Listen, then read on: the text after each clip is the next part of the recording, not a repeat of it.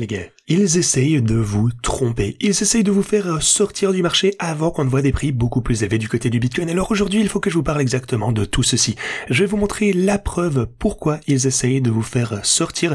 Je vais également vous parler de ce que j'imagine qui pourrait se passer au court et moyen terme pour le Bitcoin. Alors les gars, si vous holdez la moindre crypto, assurez-vous de rester du début jusqu'à la fin de cette vidéo.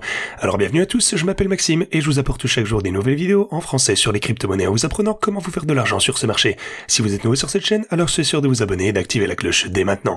Ceci étant dit, passons directement à l'intervalle de 4 heures. Comme d'habitude, ce que vous pouvez constater, c'est que hier, on a eu un autre recul, un pullback important. Mais, si on compare ceci à ce qu'on a pu voir il y a quelques jours à peine, eh bien, vous pouvez constater que, au moins, avec ce repli, non seulement, eh bien, on n'est pas descendu aussi bas que la mèche que vous avez juste ici, qu'on a pu voir précédemment, mais même sur base de la clôture de chandelle, pour le coup, vous pouvez constater qu'on a clôturé cette chandelle au-dessus de la chandelle que vous avez ici. Donc, au minimum, ça nous montre un peu de force du côté du marché. En tout cas, c'est pas si dramatique. Et ça m'amène à vous montrer, eh bien, qu'on est en train de former une petite structure ici sur l'intervalle de 4 heures. Vous pouvez constater qu'on a quelque chose qui est en train de se dérouler, oui, un petit peu comme ceci, et vous pouvez le tracer à partir des mèches aussi. Mais voilà, on est certainement en train de former une structure ici sur le graphe de 4 heures. Et je pense, comme je vous le dis souvent, que ce n'est qu'une question de temps avant qu'on ne franchisse tout ça. Les gars, on est en ce moment même au milieu d'une consolidation avant la prochaine étape à la hausse. Voilà ce que j'en pense, c'est ce qui selon moi risque de se passer. Et si vous regardez d'ailleurs ce qui s'est déroulé hier, vous savez que je vous répétais récemment, eh bien qu'il faut toujours être prudent. Le truc c'est que même si vous avez raison sur la direction générale d'un mouvement, peut-être grosso modo qu'on va monter, je pense que c'est le parti de tout le monde, si vous utilisez trop de leviers, eh bien vous ne pourrez pas réaliser de bénéfices. Ce que vous voyez actuellement, eh bien c'est l'illustration de ça. On a eu près de 400 millions de dollars de crypto qui se sont fait démolir, majoritairement en long bien sûr, c'est le nombre de personnes qui se sont fait liquider hier, enfin plutôt au cours des 24 dernières heures je devrais dire, et vous pouvez voir que la grande majorité de ceci, eh bien, ouais, plus de 300 millions de dollars, donc 75% étaient des position longue. Même si vous êtes bullish actuellement, soyez prudent avec l'effet de levier. Et ouais, surtout la paire qui a liquidé le plus grand nombre de personnes, vous pouvez voir que le Bitcoin a liquidé environ, et ça représente 65 millions de dollars de long ici. Mais si vous regardez les autres cryptos, eh bien, ce sont les altcoins qui ne sont pas dans le top 50. Ici, ce sont les plus petits projets. Encore une fois, il ne faut pas se ruer trop vite dans les altcoins. Ce sont eux qui ont liquidé le plus de personnes ici dernièrement. Encore une fois, soyez prudent avec l'effet de levier. Le moment va venir. Le marché va essayer de vous secouer à chaque fois sur la montée. On sait que ça a toujours été le cas. Si on prend un petit peu de recul ici, vous pouvez voir que même ici en 2000... en fait, peu importe quel que soit le marché haussier que vous voulez regarder pour le coup. Attendez, là je sais qu'à partir de 2021, attendez, laissez-moi prendre l'intervalle hebdo sur ce graphique ici, ce sera plus parlant. Voilà. Par exemple, prenez le marché haussier que vous voulez. Regardez même le plus récent ici, par exemple, que vous avez de ce côté en 2020. Vous pouvez voir qu'il était en hausse. On a eu plusieurs périodes différentes où on a eu des gros pullbacks en pleine explosion. Donc les gens, en fait, se sont fait, eh bien, liquider. Les gens se sont fait virer de leur position, en fait, peu importe à quel moment sur la montée. Je pense même qu'ici, en 2017, c'était encore plus évident. Et vous pouvez le voir ici, sur la montée, on a eu plusieurs pullbacks et c'est juste obligatoire. Pendant la montée ici, toujours des personnes se sont fait liquider et soyez prudent avec l'effet de levier en général. Je pense que si vous gérez simplement votre risque, encore une fois, c'est mieux de gagner petit à chaque fois que de perdre tout le temps en espérant gagner gros. Vous ferez plus de bénéfices de cette façon. D'ailleurs, en avançant sur le graphe de 2 jours, vous pouvez voir que le pullback nous a presque fait descendre jusqu'aux 65 800 $, la ligne rouge que vous connaissez. On sait qu'il s'agit d'un niveau de support vraiment important. En fait, pour le coup, si je prends le journalier plutôt, vous pouvez voir qu'on a toujours toutes ces moyennes mobiles de ce côté. Vous pouvez constater que la moyenne mobile de 50 jours, qui est la ligne orange de ce côté, recommence à grimper ici. Elle commence également à franchir cette résistance, comme vous le constatez de ce côté. Bientôt, on aura, eh bien, une moyenne mobile significative qui sera en fait un support au-dessus de toute cette structure ici, ce qui est une bonne nouvelle. Ça, c'est cool à voir. Les choses se présentent vraiment bien pour les bitcoins, mais parlons du sujet qui fâche, c'est la dominance du Bitcoin. Sur le graphe hebdo, ça continue d'augmenter. Ça signifie simplement que, en général, le Bitcoin surperforme par rapport aux altcoins. Alors, ce que vous allez vouloir faire en général, les gars, là, c'est vraiment le but du jeu, c'est ma stratégie globale pour les altcoins. Vous voulez, eh bien, forcément, on fera beaucoup de profit avec les altcoins. Vous prenez ces fois 5, fois 10, fois 20, peu importe, vous prenez ce profit et vous l'investissez dans le Bitcoin. Et ceci ne fait que montrer que, avec la dominance du Bitcoin ici, eh bien, c'est le Bitcoin qui est là pour rester, pas les autres. On sait que le Bitcoin, eh bien, espérons-le, sera là pour l'éternité, en tout cas aussi loin que nous on peut se projeter, mais vous pouvez voir également que la dominance du Bitcoin est en train de se renforcer et il faut prendre ça en considération. Attention, ce n'est pas un conseil financier, mais à mon avis, ce n'est pas une mauvaise idée de prendre les bénéfices des altcoins et de les placer dans le Bitcoin. On sait que le Bitcoin va mieux conserver sa valeur, il va continuer à augmenter cycle après cycle, année après année, décennie après décennie. Donc, pour le coup, ce n'est pas le cas avec les altcoins. Vous le savez, avec les altcoins, eh bien, vous ne savez jamais ce qui va se passer dans 5 ans, même 5 jours, parfois 2 ans, j'en sais rien, dans une semaine.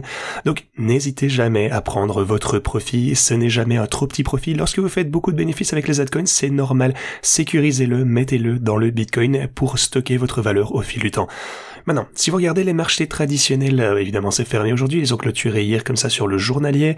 Pour le coup, on a eu une petite rechute lors de la clôture hier. Pour le coup, on a un petit peu redescendu. On va voir comment on va pouvoir ouvrir demain soir lorsque les marchés à terme vont recommencer à trader. Ça, pour le coup, ça va être intéressant également et ça fera bouger nos marchés. Mais alors, pourquoi est-ce qu'on a vu quelques pullbacks ici du côté du Bitcoin? Eh bien, la première chose déjà, c'est que Israël a finalement attaqué l'Iran. Finalement, eh bien, ils ont mis en place leur plan. Vous pouvez voir qu'ils ont effectivement attaqué des sites militaires. J'espère pour le coup que c'est la fin de l'escalade là-bas. Ça fait un petit moment qu'on n'en avait plus entendu parler. J'espère maintenant que les choses vont pouvoir se calmer. J'espère que ça va être le cas, qu'on va arrêter d'en entendre parler. D'après la télé iranienne, Israël inflige des dégâts limités à des endroits précis.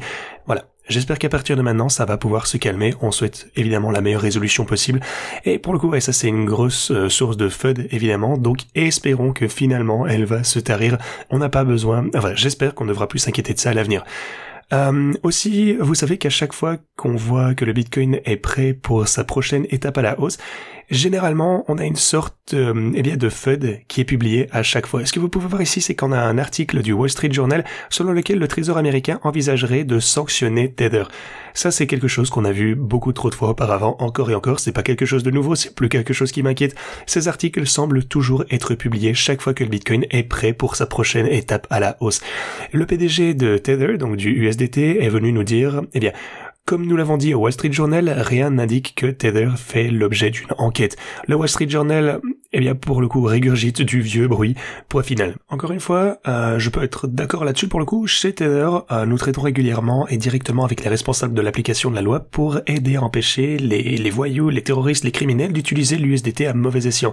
On le saurait si on faisait l'objet d'une enquête, comme l'a faussement affirmé cet article. Sur cette base, on peut confirmer que les allégations de l'article sont fausses. Voilà ce qui a été déclaré.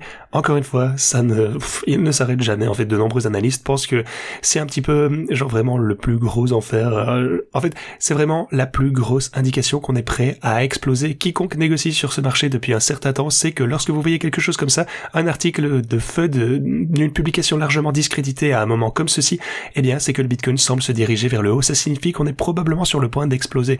De plus, si vous regardez le FUD de Tether, eh bien, il s'agit très probablement du signal de bottom avant une hausse agressive. Regardez ici, par exemple, j'ai ignoré le FUD de Tether en 2018, 2019, 2020, 2021, 2022, 2023. Je pense que j'ignorerai le FUD de Tether en 2024 également. C'est vraiment l'état d'esprit qu'il faut avoir selon moi. Voilà. Vraiment. Je pourrais pas le dire mieux que cette personne, on a déjà vu ceci beaucoup trop de fois maintenant. Rien ne semble en sortir à chaque fois, ça ne me fait plus rien du tout. Comme le dit également le PDG ici, l'USDT coopère régulièrement avec les forces de l'ordre. Qu'est-ce que vous voulez de plus? S'ils font leur travail, voilà. De toute façon, j'espère que rien ne sortira de tout ceci, qu'ils ne font pas réellement l'objet d'une enquête, effectivement. Mais voilà, c'est l'une des choses qui reviennent constamment, donc tant qu'on n'a pas plus d'informations, on n'a aucune raison de le croire, voilà. C'est juste le FUD par défaut lorsque les cryptos vont bien. Sinon, d'ici 9 jours, vous avez les élections américaine qui arrive, ça va être super intéressant. En 9 jours, Donald Trump semble susceptible de remporter ces élections, donc c'est cool. On verra bien ce qui va en ressortir, je pense que ça va faire pumper les cryptos, j'espère. En tout cas, s'il gagne, ça ce qui semble probable, j'espère vraiment qu'il va faire tout ce qu'il nous a dit pour vraiment gagner la confiance des crypto bros, et ce serait vraiment cool qu'il puisse tenir ses paroles. Sinon, ne sous-estimez pas les effets au long terme des ETF, vous savez que je continue de vous dire ceci, mais hier, on a vu 402 millions de dollars d'entrée dans les ETF Bitcoin. Voilà. Les gens se font secouer de leur position, les gens vendent leur Bitcoin à la baisse, mais quelqu'un achète toujours énormément de Bitcoin et les whales, elles, savent quand accumuler du Bitcoin et visiblement elles sont en train de le faire. Voilà, selon moi les choses s'annoncent toujours bien, je vais vous laisser avec ceci, j'espère que vous allez profiter de votre samedi, ceci étant dit, eh bien moi je vous dis à la prochaine.